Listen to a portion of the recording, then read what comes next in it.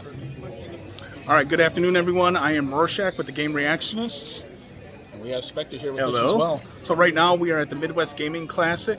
We are in the World of Nintendo walkthrough area right now, so we're going to be chatting with someone very shortly here, as well as seeing what the World of Nintendo stores would have looked like back in the 90s. So I'm going to switch it on over. I guess I'm going to be the cameraman here. All right. There we go. Go ahead and introduce yourself. My name is Christian Dietering.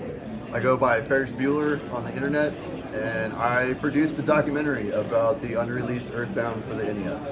And what do we got going on here? So is this all related to that, or? Yeah, so we got the Blu-ray going so that I can kind of show off some of the features.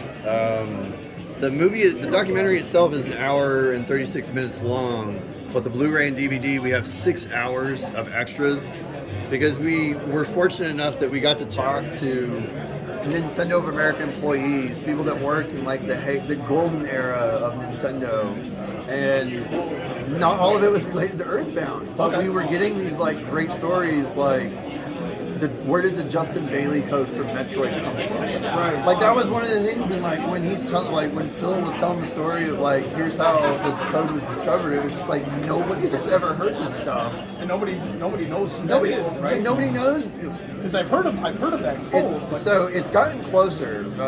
I mean, not to spoil, but it was a kid who called in, and his name was that. Oh. And after we finally revealed that we had this story as one of our special features, there's actually a historian, Critical Kate Willard, who is actively trying to track down and see if she can find the person. Okay. And she knows the area. It's like she got it down to like Tennessee. Yeah. Like it's okay. It's like start knocking on doors. Yeah, exactly. It's just calling everybody that's in that state. But that's the kind of stuff where it was like, oh my gosh, this is so awesome. Like it's not Earthbound related, but we want to get this out here. And so what kind of inspired you to choose Earthbound to make that your passion with making this documentary?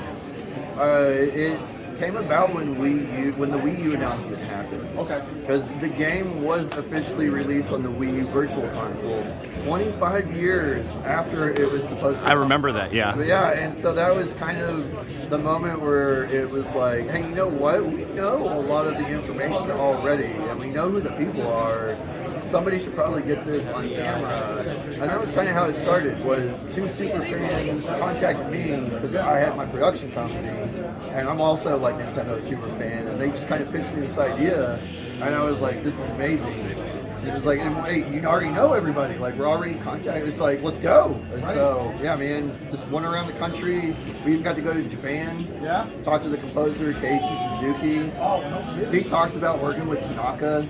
Mid-80s, dude, it's just, it was so awesome. It was a great experience. I'm so glad that we got it down so people can check it out. Dude, that sounds awesome. I can imagine. It'd be really cool to do, right? Yeah, and like the documentary itself, you know, we talked to the localizer of the film, we talked to the beta tester of the game, we talked to the first prototype owner, you know, like how did the prototype get out of Nintendo in like 1994? And then we talked to the hacker who dumped the game online in 1998 and named it Earthbound Zero. He talks about where the Zero came from. And we just kind of followed it to where's the cart now. We tracked it back down, like this is the original cart. This is where it all kind of starts from. Wow. Because I don't think it would have been on the Wii U Virtual Console if it hadn't been done. Yeah. So how much time did you put into this project?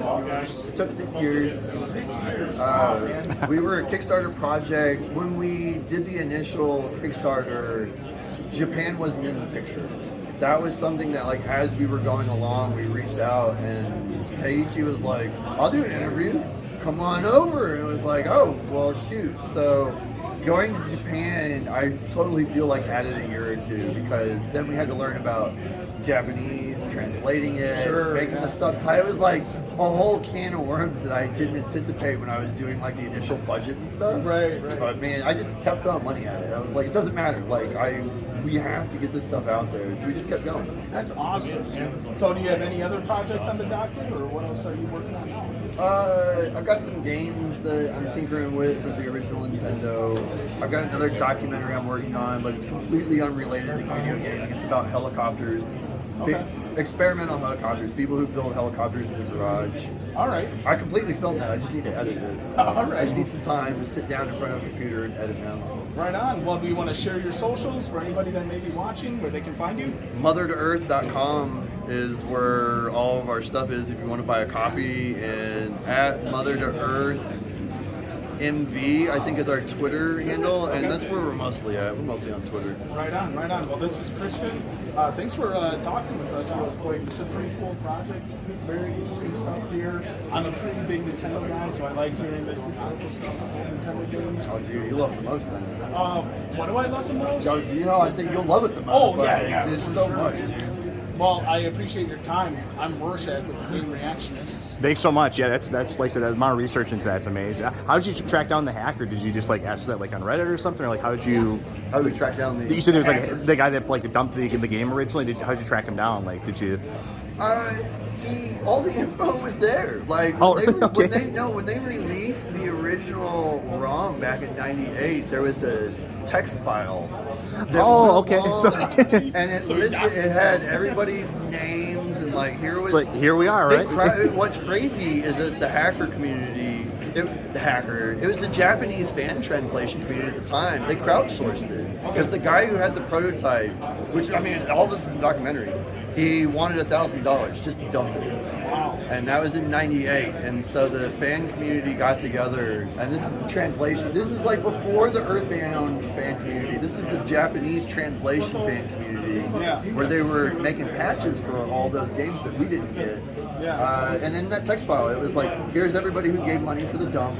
Here are the people who worked on the project, and then, here was like kind of the people that made it happen type of deal. And yeah, it was just like, okay, sweet, we know who it is. We started reaching out to people. Right on. We got lucky in that everybody was super cool and willing to go on camera.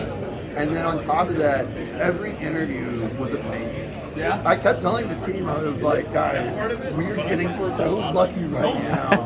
Everybody was really well spoken, and they all gave great interviews. So it's just, man, we just lucked out. Everything came together. It was great. Awesome. Anything else? That's it. No, it's amazing information. Thank you so much. Well, thanks again. It was nice chatting with you, man. Nice Thank chatting you. with you.